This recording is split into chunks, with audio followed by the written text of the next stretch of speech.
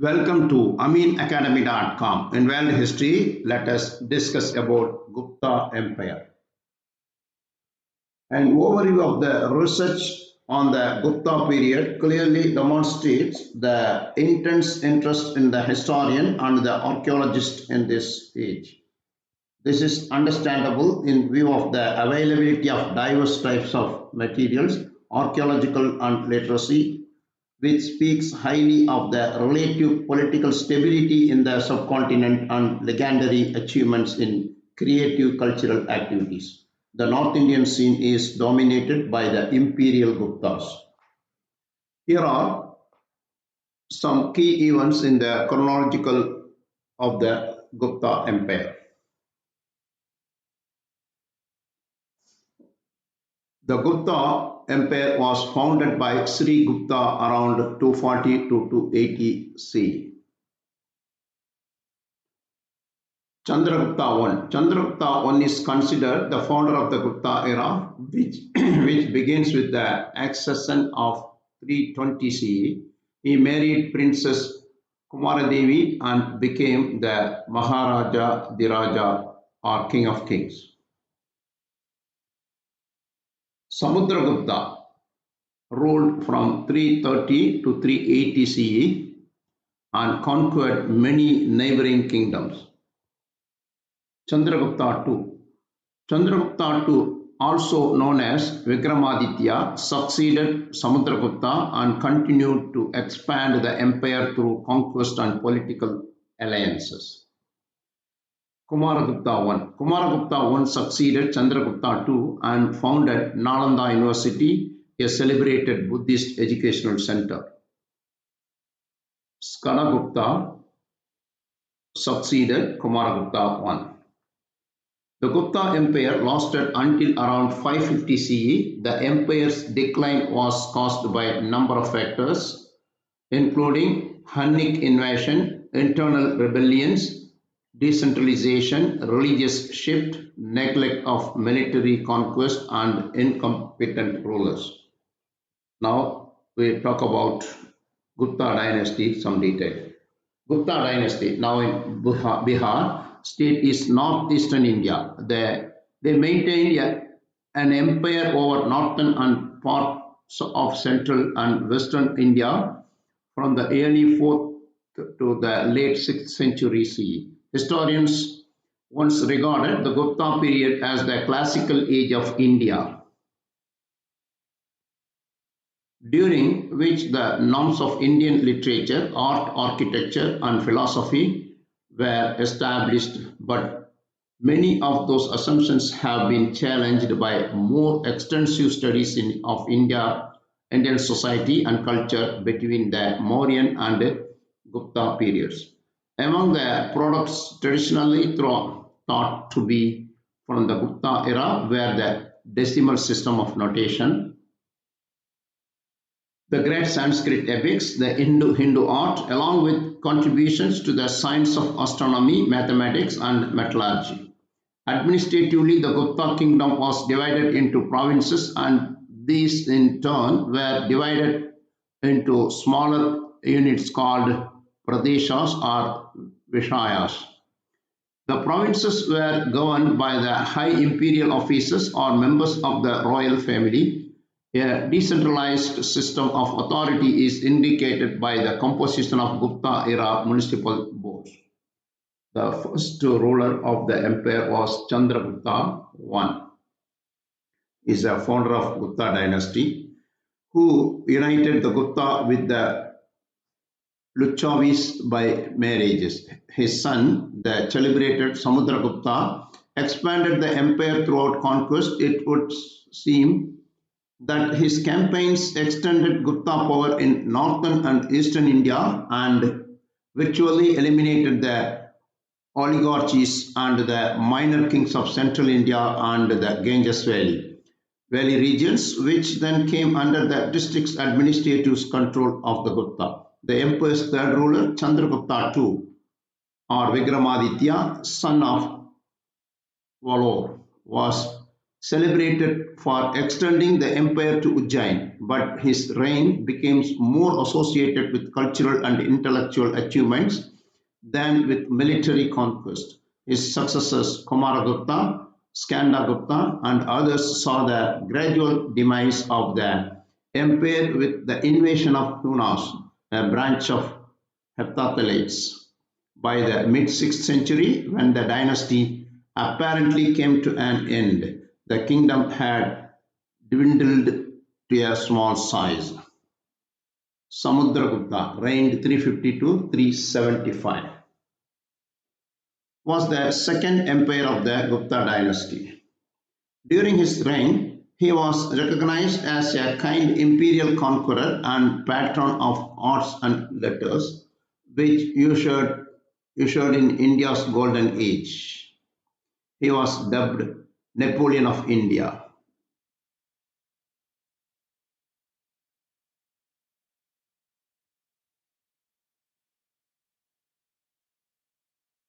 His superb leadership and heroic wins, Samudragupta was more flexible than King Ashoka, according to respected Professor Dr. H.C.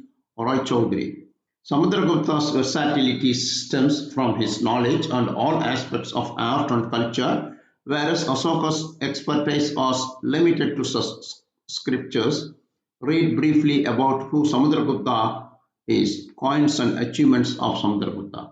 Samudragupta was the notable ruler of the Gupta Empire. Samudragupta was a monarch of the Gupta Empire of ancient India.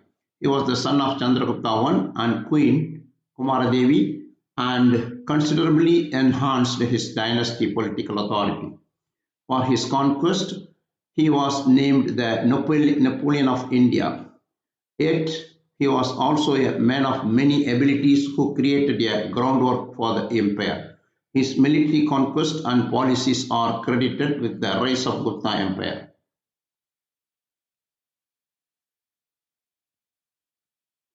Next one, Chandragupta II was a powerful emperor, reigned 380 C to 415 CE.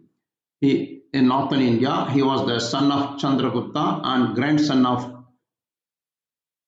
he is the son of Samudragupta and grandson of Chandragupta I. During his reign, art, architecture, and sculpture flourished, and the cultural development of ancient India reached its climax. According to tradition, Chandragupta II achieved power by assassinating a weak elder brother, inheriting a large empire. He continued the policy of his father, Samudragupta. He extending control over neighboring territories from 388 to 409. He subjugated Gujarat, the region north of Bombay, Saurashtra, now in Saurashtra, in western India, and Malwa, with its capital at Ujjain. These territories were ruled by Shaka chiefs, whose ancestors were Chaityan tribes from the region around Lake Balkhash in Kazakhstan. To strengthen his southern flank, he arranged a marriage between his daughter Prabhavati and Rudrasena II, king of the Vakatakas. When Rudrasena died, Prabhavati acted as regent for her sons, thereby increasing Gupta influence in the south. The emperor may also have made matrimonial alliances with the dynasty in Mysore. He is almost certainly the King Chandra eulogized in the Sanskrit inscription on the iron pillar in the Quwat al-Islam Mosque in Delhi. A strong, vigorous ruler, Chandragupta II was well qualified to govern an extensive empire. Some of his silver coins bear the title Vikramaditya, the son of Vellore, which suggests that he was the prototype for the King Vikramaditya of later Hindu tradition. Although the emperor generally resided at Ayodhya, which he made his capital, the city of Paladiputra, now Patna in Bihar, also achieved prosperity and grandeur. The benevolent king, under whom India enjoyed peace and relative prosperity, he also patronized learning among the scholars at his court, where the astronomers Varahamitra and the Sanskrit poet and dramatist Kalidasa, the Chinese Buddhist pilgrims Fahian, who spent 6 years, 405 to 411 in India during Chandragupta II's reign, spoke highly of the system of government, the means for dispensing charity and medicines. The emperor maintained free rest houses and hospitals and the goodwill of the people, but he never visited the emperor or his court. Chandragupta too was a devout Hindu, but he also tolerated the Buddhist and Jain religions. Fahian's visit. Fahian, a Chinese Buddhist monk, visited India between 399 and 414 CE. Purpose of his visit. Fahian's purpose was to find better copies of Buddhist books and explore Buddhist sites. He traveled from China to India by foot along the Silk Route and returned by sea. Fahian visited many places associated with Buddhism, including Lumbini, Pataliputra, Shravasta, Kapilavastu, Sarnath, Rajgir, Vaishali and Taxila. Fahian wrote a memoir called A Record of Buddhist Kingdom or Ogoo G that included account of his travels, the geography and history of countries along the Silk Road and early Buddhism. His translations influenced the development of Buddhists in East Asia. Fahian visited India during the reign of Chandragupta II. Now we'll talk about Nalanda University. Nalanda was established by Emperor Kumaragupta I of the Gupta's empire around 427 CE and was supported by numerous Indian and Javanese patrons, both Buddhist and non-Buddhists. Nalanda continued to thrive with the support of the rulers of the Pala Empire. Nalanda was an ancient Mahavihara, a large Buddhist monastery in the ancient kingdom of Magadha, modern-day Bihar in India. The site is located about 95 kilometers southeast of Patna, near the town of Bihar Sharif. He was a center of learning from the 5th century CE to 1200 CE. It is a UNESCO World Heritage Site. The highly formalized methods of Vedic learning helped inspire the establishment of large teaching institutions such as Taxila, Nalanda and Vikramashila, which are often characterized as India's early universities. Nalanda flourished under the patronage of the Gupta Empire in 5th and 6th centuries and later under Harsha. The Emperor of Kannauj, the liberal cultural traditions inherited from the Gupta age resulted in a period of growth and prosperity until the 9th century.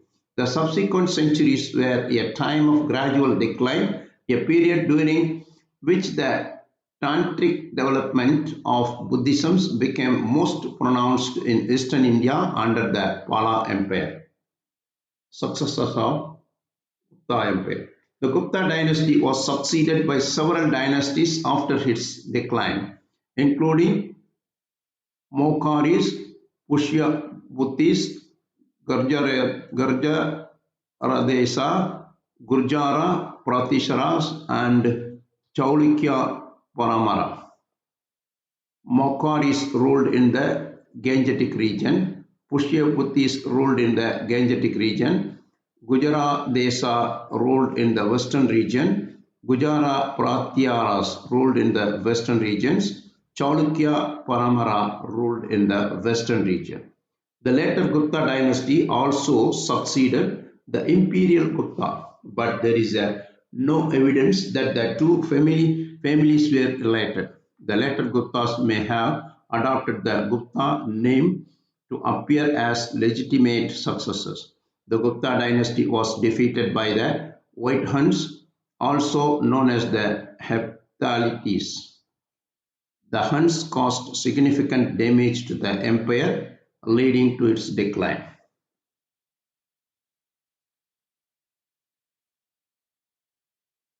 So far we discussed about Gupta Empire. We have done. Please subscribe our YouTube channel.